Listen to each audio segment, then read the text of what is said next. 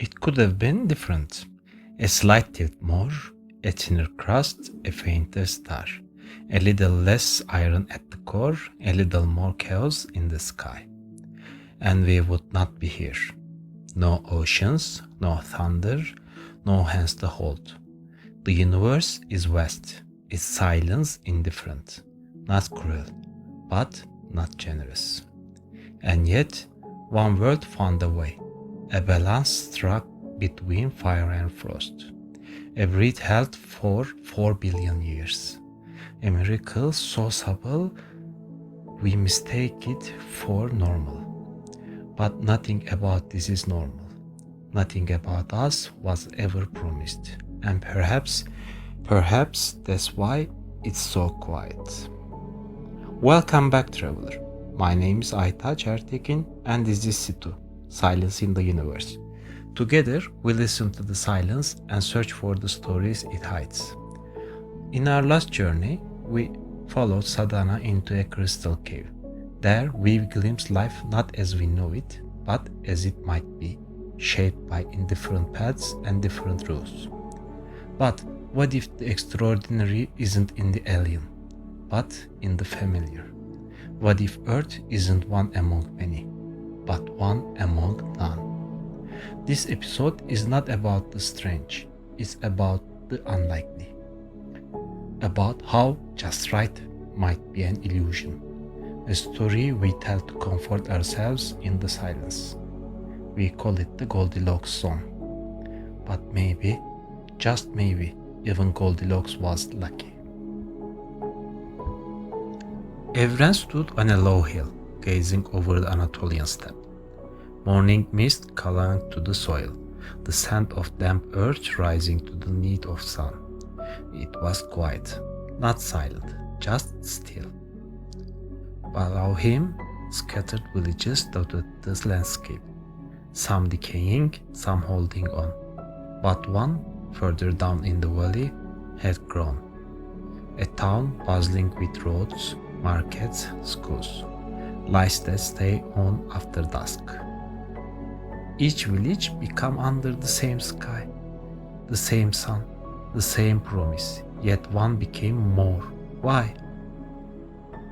His sheep grazed lazily, his dogs stretched uninterested, but his thoughts wandered back to his grandfather's stories. Stories of how these settlements began, people drawn by the same hopes, the same thirst for water, for shelter, for land. But over time, something diverged. Maybe that town had richer soil, or more rain. Maybe they were spared the worst year. Maybe, just maybe, they had a single stubborn dreamer who made the difference. It wasn't just about being the right place. It was the conditions and what you did it with them. Astronomers call this the Goldilocks Zone, where conditions seems just right for life. But it's an illusion, a narrow stage where countless other factors must align, or the curtains never rises. But being in the zone isn't a promise, it's an opportunity. Take our moon. It shares our orbit, our sun, our distance. But it's barren. No water, no air, no life. Mars too, once a flowing world, lost its grip. Its gravity too weak to hold an atmosphere. Its heart cooled, its water vanished. And Venus, the twin that could have been. But a slight difference in motion, in atmosphere, in timing, and now its glass boiled with acid, its surface enough to melt lead. 3 worlds, one zone. Only one sings with life.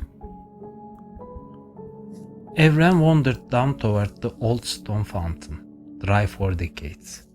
Evren pried a stone loose from the fountain's edge, hoping for a trickle. Nothing. Someone believed the water would always come, he thought. Once water gushed freely here, now only silence. He ran his hand along the worn stone, polished smooth by countless hands now forgotten. Someone built this, he thought. Someone believed the water would always come. But nothing is eternal, not even life. Science tells us Earth's liveliness isn't from a single miracle, but from a fragile sequence of them. A calm, steady stars, burning for billions of years.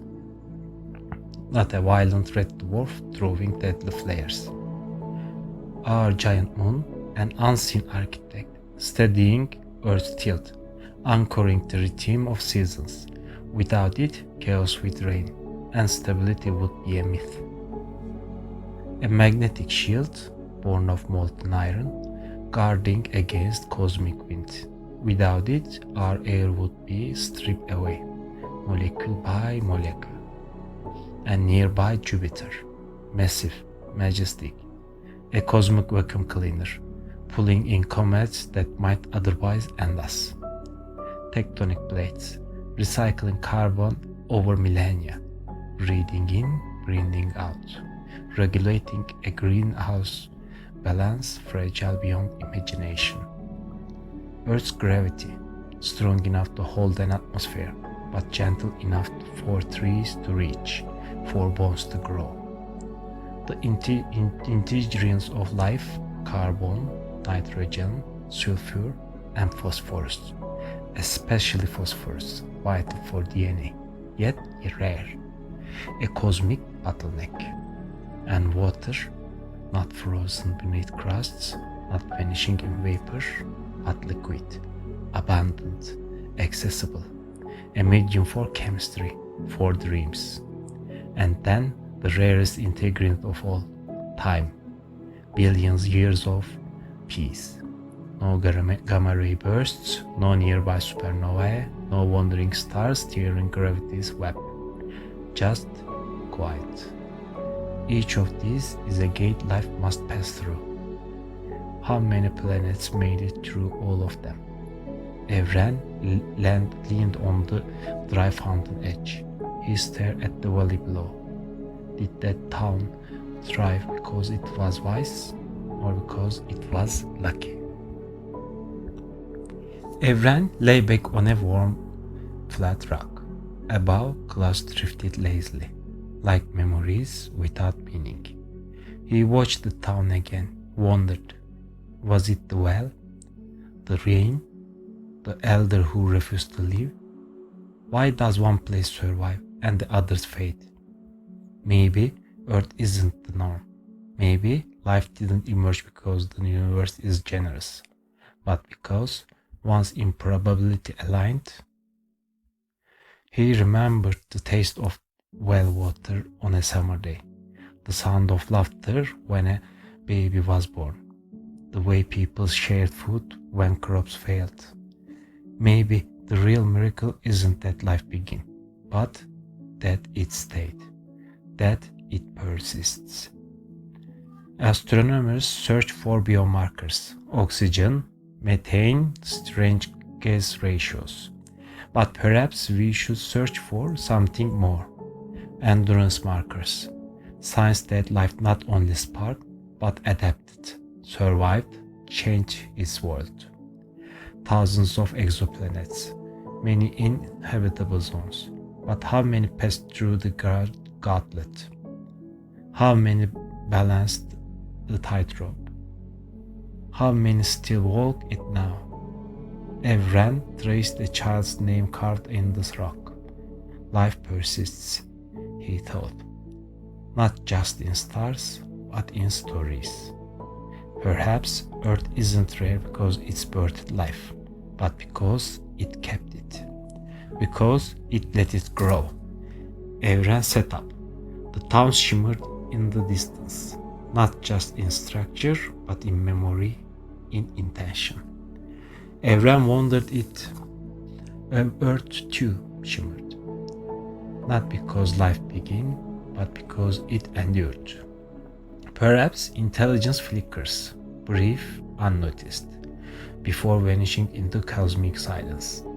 Or maybe we stand alone, not because life is rare, but because persistence is rarer still. A statistical fluke, a cosmic accident, and the silence isn't empty, it's profound. Evren's story doesn't end with answers, it ends with a question. We walk through ruined temples, watch forests regrow after fire, and now we sit and wonder. Why do some seeds spurt and others vanish? Why do some fires burn out while others light the sky? Maybe civilizations rise, maybe they fall. But what if most never reach beyond their walls? What if comfort seduces them into stagnation? What if pleasure replaces purpose? What if they forgot to dream? If Earth is rare, truly rare, then maybe survival is not the goal. Maybe our greatest task is to reach, to listen harder, to go further, to become more than a whisper in the dark. In our next episode, we return to Inari to explore the carnival effect, a world of color, indulgence, and endless stimulation, where meaning dissolves into sensation, and silence still waits beneath noise. This is Aytaç Ertekin, this is SITU, and together we listen the silence of the universe.